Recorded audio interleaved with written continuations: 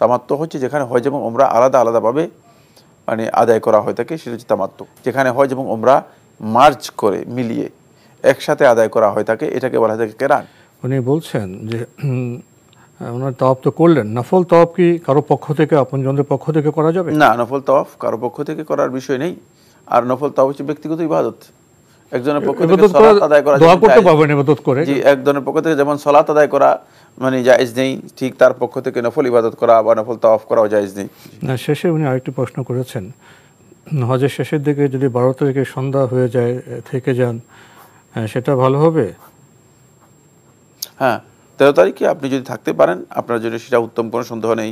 যেহেতু হাদিসের কোরআনে কারীমের মধ্যে আল্লাহ সুবহানাহু ওয়া তাআলা বলেছেন, ফামান তাআখারা ফালা ইসমা আলাইহি লিমান ইত্তাকা। যে ব্যক্তি ডিলে করবে, 13 তারিখ থাকবে, তা এটা তার জন্য উত্তম হবে, এটা তাকওয়ার দাবি। তার 12 তারিখ সন্ধ্যা হয়ে গেলে, রাত হয়ে গেলে তাতে থেকে যাবেন। হ্যাঁ, যদি থাকেন সেটা উত্তম, কিন্তু থাকার বিষয়টি সেখানে মুভমেন্টের সাথে জড়িত, এটা বুঝতে হবে। জি, আমাদের আজকের প্রাসঙ্গিক আলোচনার বিষয় হজের ইহরাম, এ বিষয়ে কিছু বলবেন? আলহামদুলিল্লাহ, আমরা হজের ইহরামের উপর কিছু কথা আলোকপাত করতে চাই। প্রথম কথা হচ্ছে, হজ ইতিমধ্যে শুরু হয়ে গিয়েছে। আমাদের দেশ থেকেও আলহামদুলিল্লাহ আল্লাহর মেহমান হজ যাত্রী যারা আছেন তারা ইতিমধ্যেই সৌদি আরবে পৌঁছে গিয়েছেন। তো হজের এহরামের মধ্যে প্রথম আমি যে কথাটি বলবো সেটা হলো এই, হজের এহরাম এর ধরন হচ্ছে, হজের যে নুসুকগুলো আছে নুসুকের উপর ভিত্তি করে 3 ধরনের এহরাম আমরা করব। 3 ধরনের এহরাম আমরা করব। প্রথম হচ্ছে, হজের এহরাম যদি কেউ তামাত্তু করে থাকেন তাহলে তিনি ওমরার প্রথমেই মিকাত থেকে ওমরার এহরাম করবেন।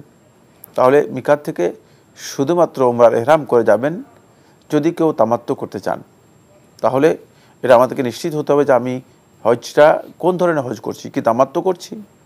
হজ এটা হজের একটা প্রকার, তামাত্তু হচ্ছে যেখানে হজ এবং ওমরা আলাদা আলাদাভাবে মানে আদায় করা হয়ে থাকে, সেটা হচ্ছে তামাত্তু। কিরান, যেখানে হজ এবং ওমরা মার্জ করে মিলিয়ে একসাথে আদায় করা হয়ে থাকে, এটাকে বলা হয় থাকে কেরান। ইফরাদ হচ্ছে যেখানে কেবল হজ আদায় করা হয়ে থাকে, হজের সাথে ওমরাকে মার্জ করা হয় না, অথবা হজ এবং ওমরা দুটো আদায় করা হয় না, শুধুমাত্র মানে ইফরাদ হচ্ছে শুধুমাত্র যিনি কী করবেন, হজটা আদায় করবেন। তাহলে এখানে এহরামের প্রথম দিক হচ্ছে, যদি কেউ তামাত্তু করতে চান তিনি মিকাত থেকে এহরাম করবেন। মিকাত থেকে এহরাম করার জন্য তার প্রথম বিষয় হচ্ছে তিনি অবশ্যই ওমরার এহরাম করবেন। দ্বিতীয়, যদি কেরান কেউ মনে করতে চান তাহলে তিনি হজ এবং ওমরা দুইটারই এহরাম করে যাবেন। মিকাত থেকে হজ এবং ওমরা দুইটারই এহরাম করে যাবেন। আর যিনি হজে ইফরাদ করবেন তিনি মিকাত থেকে শুধুমাত্র হজের এহরাম করে যাবেন, শুধুমাত্র হজের এহরাম করে যাবেন। এখানে আমরা এহরামের ব্যাপারে প্রথম যে পয়েন্টটি আলোচনা করব সেটা হচ্ছে, এহরাম আমরা অনেকেই মনে করি বা আমাদের অনেকের ধারণা যে যারা বিশেষ করে পুরুষ যারা আছে, পুরুষদের জন্য একটা নির্দিষ্ট এহরামের জন্য পোশাক রয়েছে, নারীদের জন্য সুনির্দিষ্ট কোনো পোশাক নেই। নারীরা সাধারণত তারা যে পোশাক পরে থাকে সেই পোশাক তারা এহরামের জন্য পরবে। শুধুমাত্র দুটি ক্ষেত্রে তাদের এহরামকে চিহ্নিত করা হবে, শুধুমাত্র দুটি ক্ষেত্রে তাদের এহরামকে চিহ্নিত করা হবে। একটি ক্ষেত্র হচ্ছে তারা নিজেদের মুখ এর মধ্যে নেকাব পরবে না, নেকাব ব্যবহার করবে না, মুখের মধ্যে নেকাব ব্যবহার করবে না। আরেকটি হচ্ছে কুফফাজাইন, হাতে হাত মোজা ব্যবহার করবে না, হাতে হাত মোজা ব্যবহার করবে না। যদি কোনো নারী মানে মুখে নেকাব পরেন অথবা হাতে হাত মোজা পরেন তাহলে তিনি তার এহরামের মধ্যে ত্রুটি করেছেন, এই জন্য তাকে অবশ্যই দম দিতে হবে। তাকে দম দিতে হবে, অর্থাৎ একটা পশু, অন্তপক্ষে একটা ছাগল অথবা দুম্বা অথবা একটা এটাকে কয় এই জাতীয় পশু তাকে জবে করে মক্কার হারামের মধ্যে বিতরণ করতে হবে। বাকি আমরা যেটা বলবো, পুরুষদের জন্য এই ক্ষেত্রে একটি গুরুত্বপূর্ণ শর্ত রয়েছে। সেই শর্তটি হচ্ছে, পুরুষরা ইহরাম করার আগে অবশ্যই তাদেরকে মানে অবয়ব, শরীরের যে কাঠামো আছে, অবয়ব আছে, শরীরের অবয়ব অনুযায়ী সেলাই করা যে কাপড় রয়েছে সেই কাপড় তাদেরকে অবশ্যই কী করতে হবে, খুলে তারপরে দুটি সেলাইবিহীন কাপড়, উপরে একটাকে রেদা বা চাদর বলা হয় থাকে, আর নিচের আরেকটাকে নিচের মানে কাপড় হিসেবে নিচে একটা চাদর পরবে। এই দুটি চাদর পরবে সেলাইবিহীন হবে, এই দুটি চাদর পরবে। সেই চাদরটা উত্তম হচ্ছে সাদা হওয়া। এই চাদর পরাটা মূলত এটা এহরামের আগের শর্ত, এটা হচ্ছে এহরামের আগের শর্ত। ইহরাম করার জন্য তিনি এটা মানে পরবেন। অনেকে আছেন এটা চাদর পরার পরেই তিনি মনে করেন যে তিনি ইহরাম করে ফেলেছেন, আসলে তিনি পরবর্তীতে ইহরামের প্রস্তুতি, ইহরামের প্রস্তুতি, ইহরামের প্রস্তুতি। এবং ইহরামের জন্য শর্ত হচ্ছে তিনি অবশ্যই মানে সেলাই করা যে কাপড় রয়েছে সেই কাপড় থেকে নিজেকে প্রথমে মুক্ত করবেন, তারপরে তিনি ইহরামে প্রবেশ করবেন। তারপরে ইহরাম হচ্ছে 3টি গুরুত্বপূর্ণ রক্ষণ রয়েছে, সেই গুরুত্বপূর্ণ 3টি রক্ষণ ইহরামের জন্য অপরিহার্য, অবশ্যই তাকে কি করতে হবে, খেয়াল রাখতে হবে।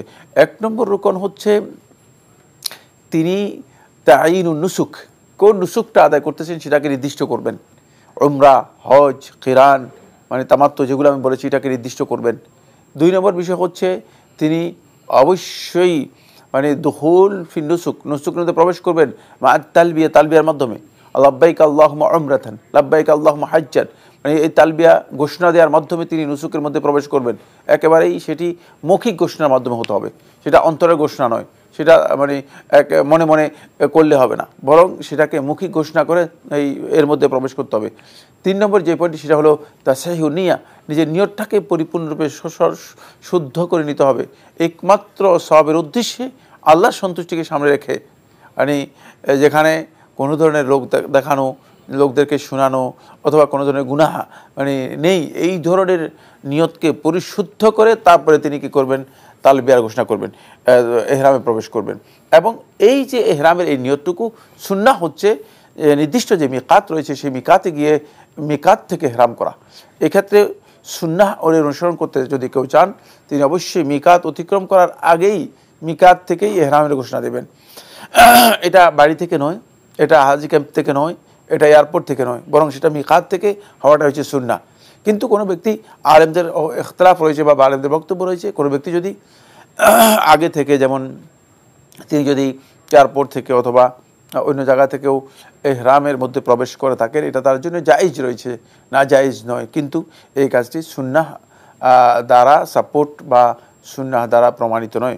নবী সাল্লাল্লাহু আলাইহি ওয়াসাল্লাম যেহেতু মিকাত থেকে ইহরাম করতে বলেছেন, এই জন্য মিকাত থেকে করতে হবে। তবে খেয়াল রাখতে হবে কোনো অবস্থাতেই ইহরাম না করে মিকাত অতিক্রম করা যাবে না, তাহলে আপনার ইহরাম শুদ্ধ হবে না এবং পরবর্তীতে আপনাকে অবশ্যই এর জন্য আরেকটি দম দিতে হবে। তাহলে মিকাতের আগে তাকে নিয়তটা করতে হবে তিনি কি করছেন।